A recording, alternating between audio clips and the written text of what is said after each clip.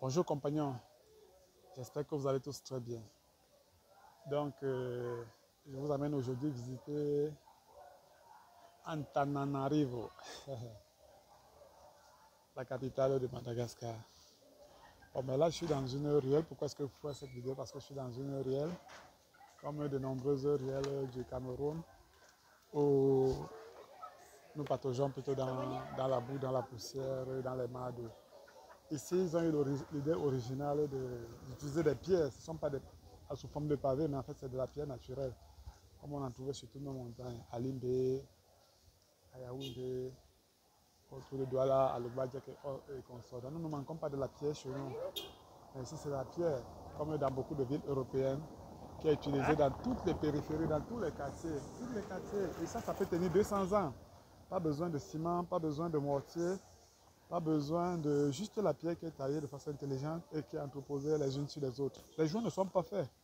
Juste la pierre qui est posée.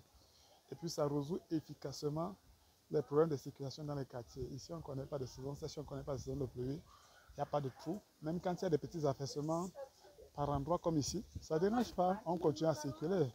Et voilà. Donc, au lieu de faire des pavés qui nous coûtent énormément cher parce qu'il faut du ciment, il faut du sable, du gravier et autres, nous avons de la pierre naturelle. Sur presque toutes nos montagnes autour de Douala, surtout dans les grandes villes, autour de Douala, on en trouve à l'ouest, alors là, n'en parlons pas, il y a des pierres à gogo.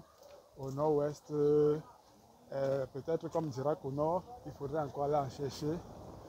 Voilà, mais nous avons des solutions pour des grandes villes. Je vous ai dit, il faut laisser les ingénieurs gérer le Cameroun. Je répète, il faut laisser les ingénieurs gérer le Cameroun pour 5 ans seulement. Et vous allez voir la différence. On est fatigué de voir les administrateurs civils mener le pays à la ruine. Et non seulement ici, il y a cette ruelle, mais aussi ça, je vous présente un pylône.